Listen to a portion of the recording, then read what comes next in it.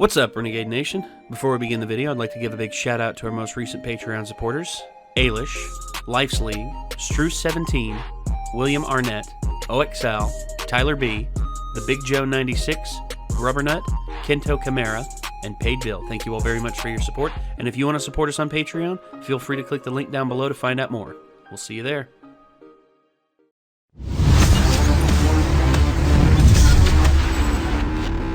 All right, so I can't guarantee it. We're going to keep the ragging on the prequels, or the new sequel series, to a minimum on this. It's over. It's done with. And honestly, the public has spoken on it. And if you ask me, the sooner Favreau and Filoni take over the overall trajectory of the Star Wars franchise from here on out, the better. The sooner that happens, the better. We're actually going to be watching The Mandalorian with Quinn, so you can look forward to that. That will be after we are finished with the Star Wars reaction series that we're doing with Quinn. That is the way. Huh? That is the way. Yes, that is the way. And hopefully Quinn will not die of a heart attack when she meets the child. Mm-hmm. Which I'm expecting very, very quickly to happen, because Quinn is aware, like everyone in the world is aware of the child. They call it Baby Yoda. It was the meme of the year, pretty much.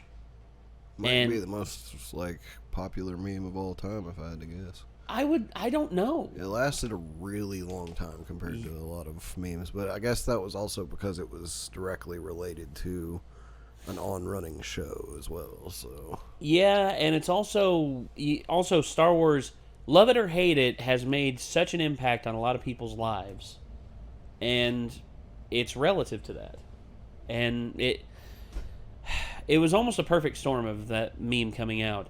But it was also the thing where it's just even people that don't care about Star Wars can look at that and be like, that's adorable. Oh, of course. So, absolutely. I agree 100% on that. And with me, whenever I see new Star Wars properties coming out, when I heard about The Mandalorian, I was a bit worried. And then I heard Jon Favreau was aboard, and I'm like, okay. And then when I heard Dave Filoni was writing it and directing it along with Favreau, I'm just like, yes, all the yes in the world.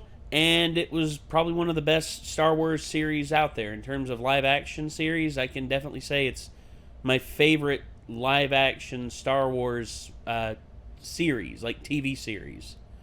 There's not been very many, but I gotta say, that one's the best one. And I can't wait for The Mandalorian Season 2. Honestly, I think it's the best Star Wars thing I've seen since the original trilogy. Rogue One is the only other thing that I was just hell yeah about. Solo, I was like, yeah, it was alright. But The Mandalorian I would actually rate above Rogue One. I would probably give The Mandalorian above Episode 6 as well. Maybe even above Episode 4. I don't know. It's really fucking good. So the original trilogy, I don't know, but I can definitely say it's my favorite Star Wars property, probably outside of that. I think it's the only thing I can actually say that I would definitely put above Episode 6. Okay, so that's fair, and that's maybe 4. I would say,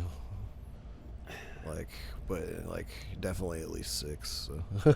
That's fair. Hey, in all fairness, I mean, everyone's got their ups and downs and picadillos. 4 just has the nostalgic factor to boost it up a whole lot too. Being the very first one a lot of people saw. So it's a nostalgic factor, but also introducing such legendary characters. Yeah, in terms of being an introductory story, it lays the groundwork for that series perfectly. I can't really think of anything that is. If I could think of one thing about The Mandalorian that would drop it below Episode 4, it's the lack of space battles.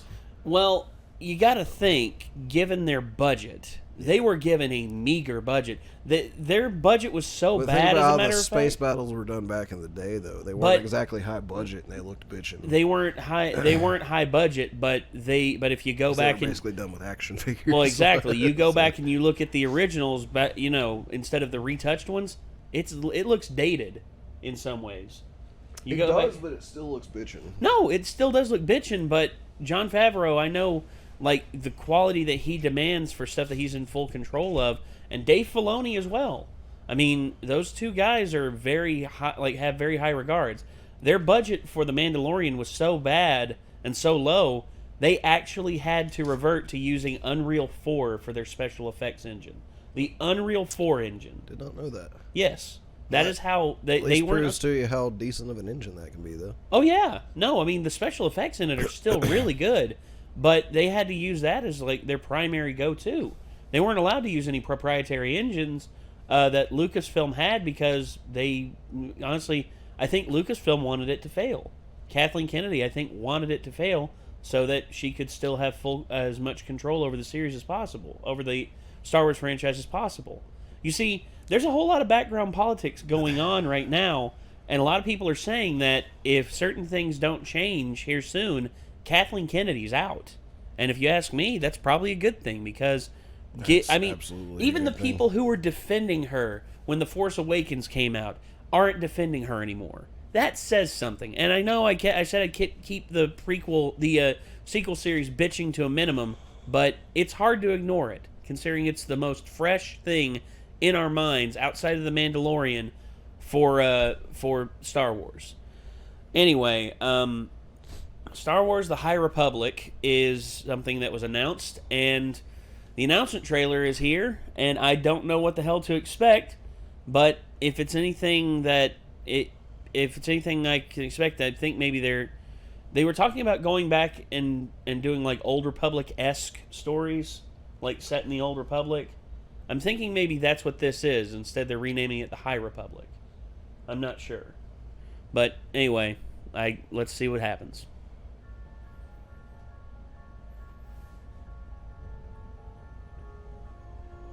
Mm-hmm.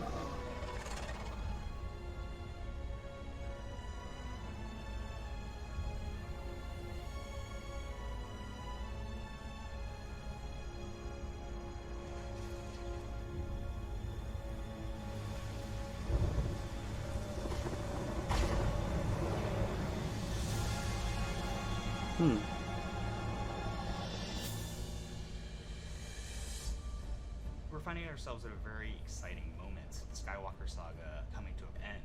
We're at a place of what's next for Star Wars. One of the things we've always done is be able to use our franchise platforms to explore the creative potential of the Star Wars galaxy. And so, what if publishing was more of an incubation place and bring in great talent and just let their imaginations run free?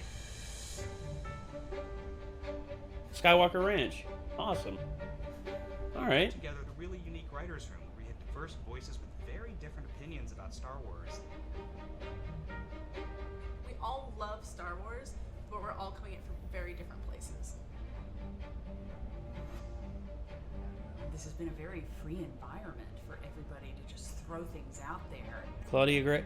She was a writer on some Star Wars comics. But this is unique and really special. The idea that this thing has been simmering for so long. It's the secret history of the galaxy. Yep, it goes way back to the beginning of Star Wars. We gave them essentially a blank slate. What would you like to tell?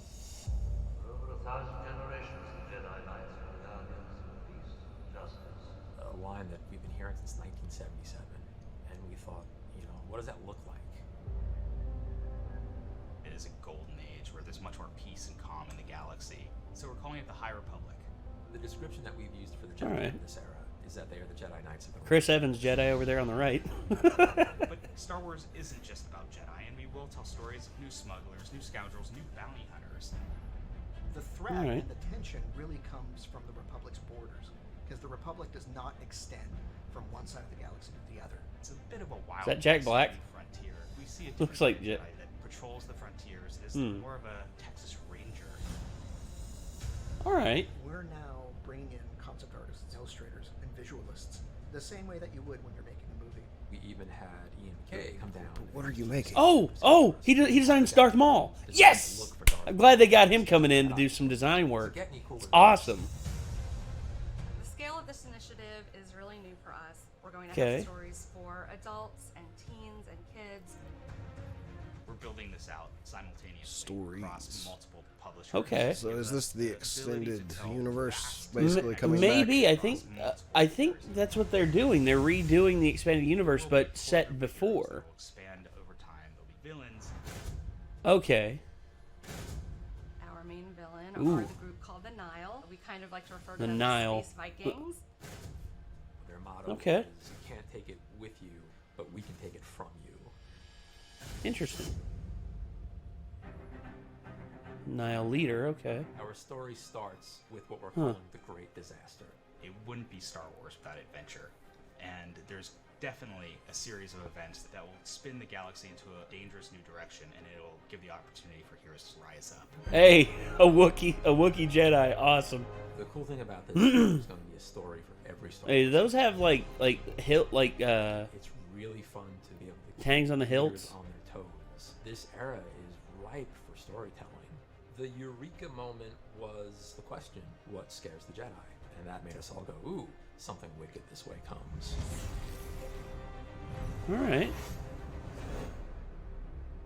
Okay, so yeah, it's a new light novel slash comic series that they're doing. Interesting. I'm wondering how far they're going to go with it, because given that they threw out the expanded universe in such a huge way to the point where it actually made fans upset, I can understand why they would want to, but at the same time, it's just like if the fans have like already decided on lore, it's sort of like how DC tried to do the New 52 and then they had to go back again and do the Rebirth. Well, like, I kind of try to look at it from the perspective of a company that is taking over a franchise. Yeah. You kind of have two choices whenever you're taking over a franchise like that already has that much established lore and everything. Yeah. You either have to go through and research and make absolutely sure that you don't fuck up the pre-established lore, which would take a lot of work. Mm-hmm. Or you do what they did. You kind of wipe a lot of it out and be like, we're going to clean slate this, like, and just hope people don't light you on fire for doing so. Basically. Well. So, I mean, I don't entirely blame them, because if I was in the same situation, I would be like, it would be a lot easier if we could just say, all right, we're going to take this large chunk of things that we do not have time to go through and research and make it not canon anymore, so we can just build it as we want it to be now. Yeah. Like, and I would just almost be like, it's not that it's not canon, it's just it's a separate canon. Like, we're going to branch off into our own branch of canon, and like, this is not going to be related to ours, but it's still its own thing, and you can see all that as canon. Well, and even if you ever had a creator that's like, dude, I've read all of that shit, I know that shit, I love that shit, I want to make this related to that, and then I'll be like, this drops within the canon of the previous thing, you know, like, or something like that. That's what I probably would have done instead of just throw it completely out. It's just be like, this is going to be a separate thing. I would have done like Star Wars Otherverse, like That it's way the it's other, like, you know, it's like another like separate timeline where I'm trying to things think have gone. like Kevin Smith, maybe. I feel like he's probably likely to have read a lot of that. If Oh, I had to guess. well, yeah, I'd say Kevin If he ever Smith came along and was like, I want to do something set in all the extended universe stuff, then I would let him. But like, I would. Well, given that where his trajectory is going with his career, he may very well come into the Star Wars universe and make something. I mean, I know they're not going to hand him $200 million and say, "All right, go," because Kev has said himself, if that happened, he'd shit himself, and he'd probably just like dig a hole and bury himself, because that much responsibility would weigh too much on him. But Kev, I mean, I'd love to see anything by Kevin Smith. I mean, especially given what he's done in the I know I've seen some of the stuff that he's written in the Arrowverse, you know, the DC Arrowverse and all that, and it's really good. I mean, Kev Smith knows his shit when it comes to the stuff that he likes. I mean, he loves Star Wars. He loves DC. He loves comic books, period. mean, you don't open up a bunch of stores called the Secret Stash and you don't like comic books. The other thing I would maybe consider doing, if you've bought the franchise and you now own the rights to like republish any of that stuff, like the extended universe stuff, I would be like, all right, this is going to be set aside as canon for the moment, and as we get the chance, we will republish some of it once we've, been able to go through it and make sure that we can keep everything in that consistent in the universe. And that way they could like re-release some of the extended universe things under their name and have it be like, this is now officially back in the canon. But yeah, I don't know. Well, I understand they're going to do what they're going to do. Like, luckily I wasn't that invested in the extended universe, but I understand why fans that were would be kind of upset about them hucking it all out. I remember the expanded universe. I remembered I actually got this Star Wars like thing back when I was a kid. It was this little tray thing that had Darth Vader's face on it, and you opened it up, and there were these little books inside. And I remember reading those the first time, and it was about Han and Chewie going to get this ancient treasure so that they could help Leia and the not Rebel forces anymore, but the Republic forces fight against what was left of the Empire. And they did this against Leia's will. And Leia said if she finds them there, then they're pretty much going to be put in handcuffs because she did not approve this, and she is greatly like disappointed in them. And I never got to finish it, but I eventually did go back and read like a synopsis of it, and turns out, as long as they returned the treasure to where it was, they would be okay. But I remember someone just telling me about Chewie and how they had actually written a death for him in the expanded universe, and they're like, you know how he dies? And I was like, no, how? And he was like, he gets a fucking moon dropped on him, and I was like, that sounds pretty crazy. That's an epic way for Chewie to go out. I mean, yeah. But the thing is, there's deaths that occur in the expanded universe that sometimes the fandom agreed with and sometimes didn't. George Lucas sort of decided what was canon, but overall he mostly let the populace decide what was canon. Sort of how DC rolls, because DC, as much as they want to say, oh, this is what's canon, and the fandom's like, nah, hey, we like this story here. I mean, can we use that instead? And then all of a sudden they're just like, but we have this story here that we put so much money and effort into. It's like, yeah, but it kind of sucks.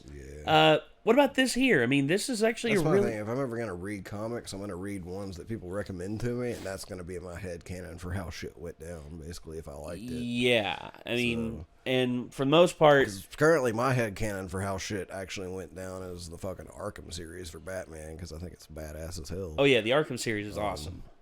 Like, it's kind of like a combination in my head of, like, that and the Dark Knight, like, but...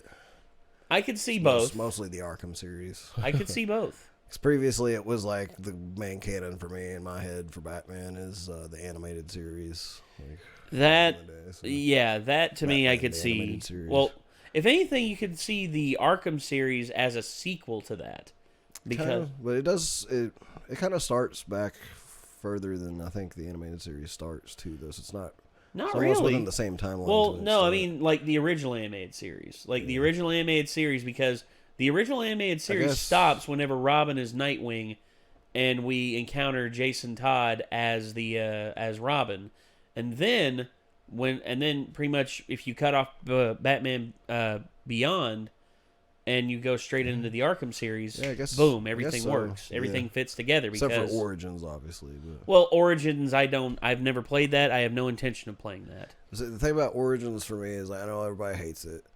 When I played it, I was like reading about it, and they were like, yeah, they took a step back from Arkham Asylum and Arkham City with it. Mm-hmm. But I was like, if you imagine this game as having came out on PlayStation 2 and having been the first one they made, you couldn't really say it was awful for like that. So I kind of just like imagined it that way. I'm like, this is literally a prequel, and it's made like it was made before the first two games. See that, but at the same time, it was actually really tolerable just trying to take it with that mindset, and I actually kind of really liked it because it's more actually like right as Batman has just become Batman within the past like month or two. Yeah, no, I get that. So it's pretty cool. I get that, but for me, everything that I've seen, everything that I like, I don't know. I just couldn't get in the flow of like the reason it existed. I know the reason it existed was because of a gap between Arkham City and Arkham Knight. And on one hand, I can understand why they release it, but on the other hand, I'm just like, ugh. I just wish that they would have done something else, I kind of wish that they would have waited and let Rocksteady actually make it. Well, like Rocksteady was busy with Arkham Knight. Yeah, I know, but I wish they had to like let them make it like after the fact or something, or like go back and make it as a prequel like after they were done with Arkham Knight. But WB Games at that point, even then, Rocksteady still kind of goofed some shit in Arkham Knight. No, they did, in which if having the Batmobile as a full thing and having it to where if it's not fun with the default controls. But yet they say, but it's actually more fun if you switch this up. If it gets to that point, then it should not be in the game. I know people went crazy. It was just like, the Batmobile needs to be in the next game. But if it doesn't work, you shouldn't push the envelope. You should have... I mean, personally... The Batmobile worked really fucking well as the Batmobile. What really ruined it for me was the tank mode. While it makes sense that the Batmobile could do that, it slowed down so much and got so repetitive that it was just like not fun by like the 6th or 7th time you had to pull the tank out. Driving the car was bitching though. Oh no, the car sections were pretty fun. I didn't even know about the control deal. Like I played it through with default controls. Well, yeah, I looked at it and I played it with the other one and it was better, but still though, I just didn't have the did not have the patience. Being able to like fucking be driving down the streets though and like drive on a wall and then like you get up to like the guy you're gonna take down and you eject your seat out and just fucking land on him, No, I love that. Shit was bitching. I love that, and I also like how you could include it in combat in certain ways, like if you were trapped somewhere. I liked that idea, but it's just if it's not fun all the way through, people are going to hate those segments no matter what, and they're going to be dreading. They're making me get back in the Batmobile. I hope it's more driving sections. Instead of these stupid like tank segments that make me want to like blow my brains out. I think they need to remake Arkham Knight at some point and just either redo that system to make it more fun or just take a lot of those segments out. I would make them unnecessary. I honestly would take those segments out. I would have them be chases, and the chases could be like more epic set pieces. Like you talked about being able to drive on walls and shit like that.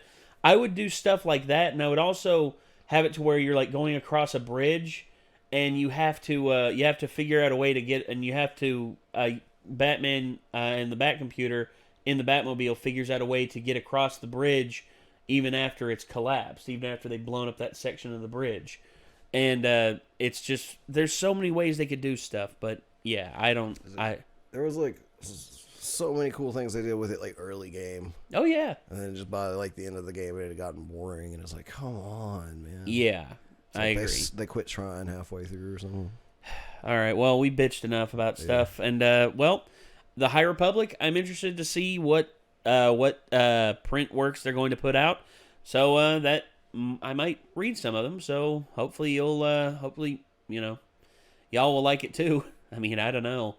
So I guess until next time, everybody. I'm signing off. I'm Nate. I'm Nick. And we'll see you in the next one, everybody. May the force be with you. Yeah. What he said.